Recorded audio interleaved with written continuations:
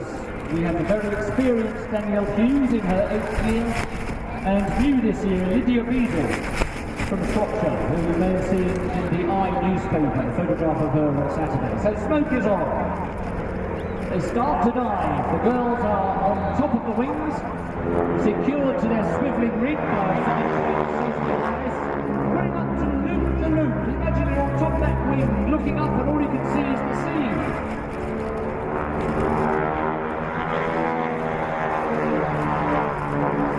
I take my hat off, I really do. So the aircraft they fly are the Boeing Stearman, which is a 1930s trainer aircraft used by the US Army Air Force as the Boeing Cadet. But these particular aircraft have got uprated engines delivering 450 horsepower. And the roar that you can hear is the tips of that 10-foot propeller blade, which goes supersonic. Now, as well as watching the formation, you need to keep your eyes on the girls on top of the wing, because yes, look at that, the girls are actually upside down. Upside down with one leg in the air, one leg sticking out in front of them.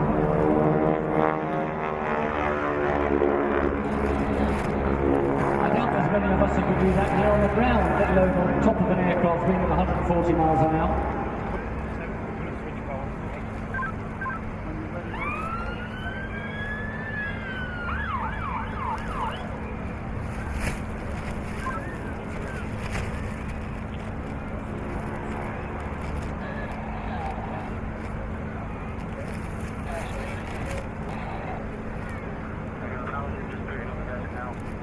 Holding up the desk, it'll be 2 seconds. Okay.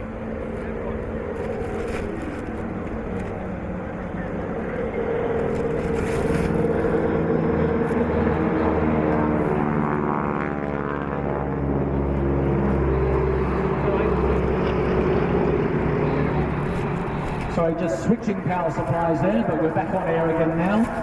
So, we talk about barnstorming. What do we mean by that? Well, at the end of the First World War, there were many young men who'd been taught to fly by their respective air forces, and for whom there was no longer a role in those air forces. There were many surplus military aircraft that were available to buy cheaply. So, having been inflicted with a flying bug, these guys would buy the aeroplanes and then earn a living by flying around from town to town, particularly in America, and sleeping overnight in barns, hence the expression barnstorming, and giving demonstration rides the following day in return for money. That then continued as wing walkers were added, and in those days the wing walkers really did clamber unattached all around the aircraft. That's not allowed for certain health and safety reasons these days, but the girls still do a fair bit of clambering around the aircraft, as you will see. Later on in the display, they will sit on the leading edge of that wing, just a few feet away from the propeller. They'll then climb back down into the cockpit itself while the aircraft is flying.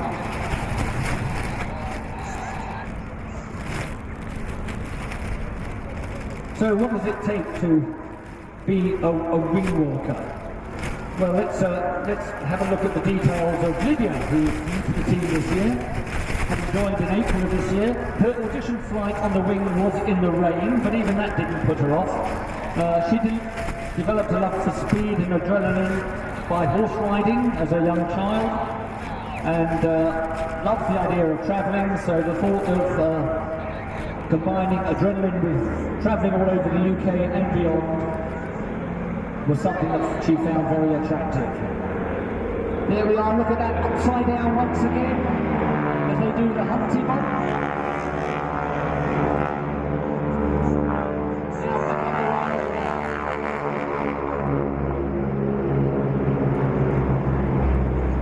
And it's Lydia who flies with Martin, so later on, during the mirror formation manoeuvre, she'll be the one hanging upside down, reaching out to try to touch her teammate Danielle Hughes, who's dreamt of becoming a wing walker since the age of 6, after she saw a wing walking display at her local air show. So who knows, there may be wing walkers in the future out there today watching this display.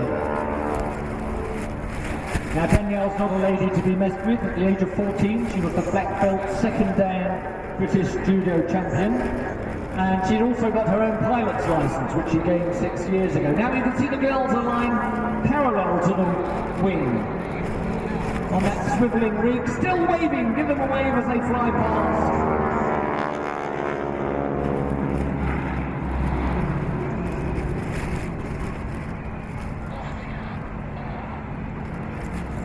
So what about the pilots? Leading the formation is Martin Carrington, chief pilot with the team, director of flying in his 15th season with them. He's no stranger to flying over the sea because he's from Clacton in Essex. And he was a hanger rat in the local flying company, sweeping up in return for 3 trips. He passed all his flying tests by the time he was 16, but then had to wait till his 17th birthday to fly solo for the first time.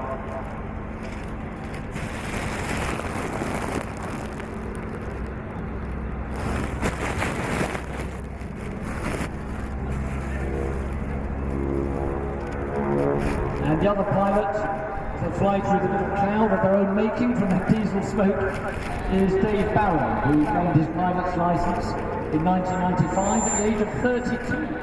So you're never too old to try, really. He started his flying career piloting the Stearman. Piloting the Stearman aircraft you can see here today.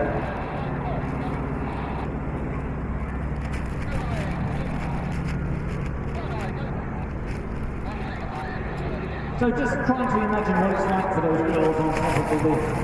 Slipstream is 150 miles an hour during these manoeuvres.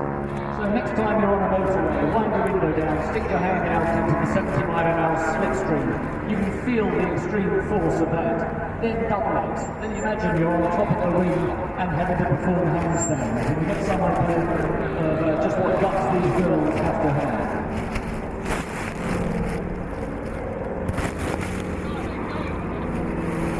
Now flying straight in towards each other for an exciting opposition crossover. Look at that, just a few feet of each other. And still the girls are waving.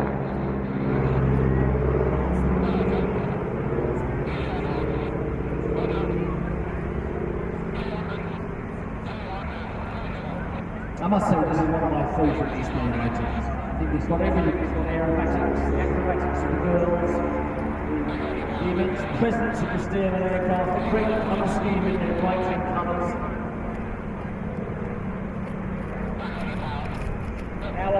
Now a 45-degree crossover with the girls lying parallel to the wings.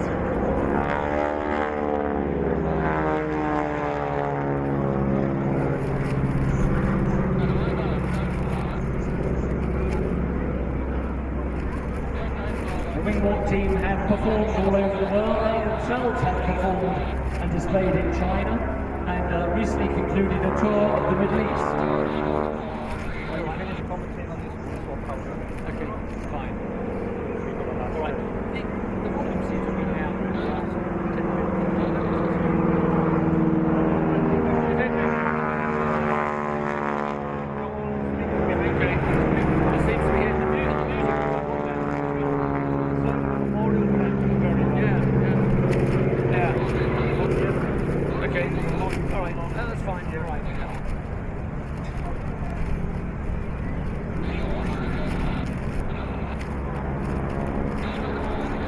Flying in back to the centre again, another 45-degree crossover, losing one of them in the smoke once again. Passing very in all these crossover manoeuvres, the two pilots each have very different roles. The lead pilot will fly the line, and the job of the other one is just to miss it. Very simple.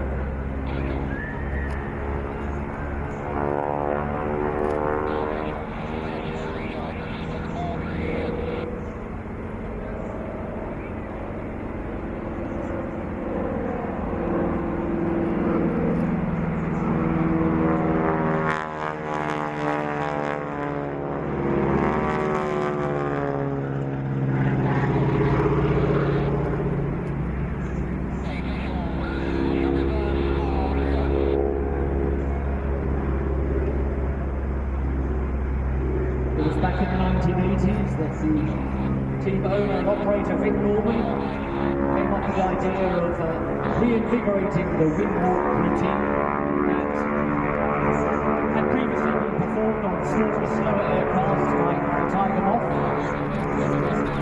And he built up the team with his more powerful Boeing Stearman aircraft, and the team now operate 4 of them, usually in 2 pairs to meet the increasing demand for their services.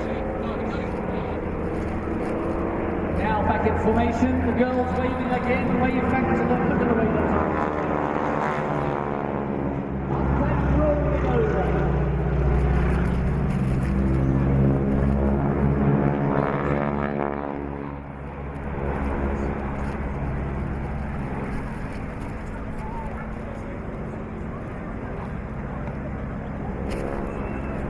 Almost looks like a World War I dogfight, doesn't it, with one biplane on the tail of another, and the lead aircraft trailing smoke.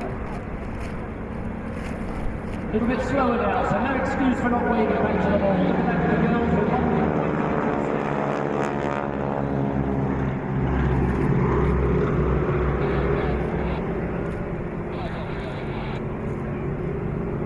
Now, if you watch closely, if you have some binoculars, keep an eye on the girls, because I think this is when they're going to unstrap and climb down from their swiveling rigs. Yes, they are moving. They're going to position and sit on the leading edge of the wing, just reaching out just a few feet away from that propeller disc.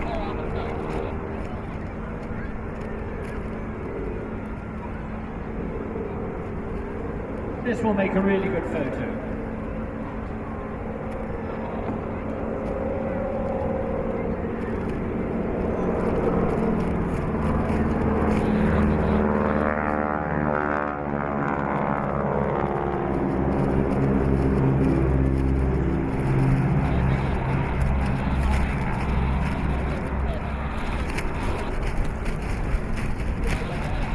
And as if all that meandering around wasn't enough, the girls will now set themselves up for the cockpit lady. So they'll climb over the back of the wing and stand with one leg on the rim of the cockpit, the other leg out behind them, a little bit like the flying lady on the Rolls-Royce bonnet.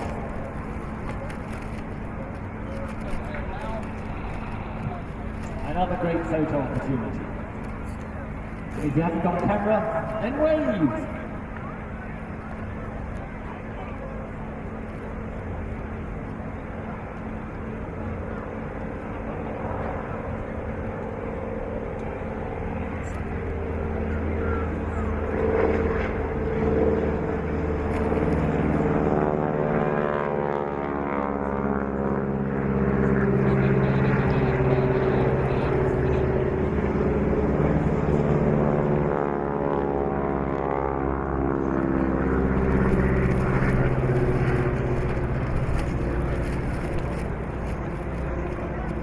Who of us could even stand like that on the ground, let alone on an aircraft 100 feet above the sea?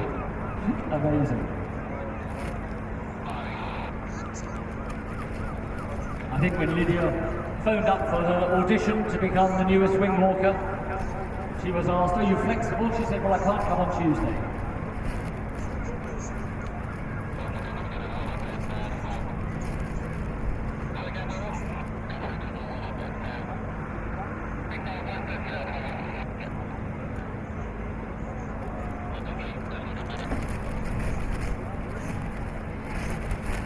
So departing to the left, the Breitling Wing Walk team. We hope that you enjoyed that. I think it's a fantastic display.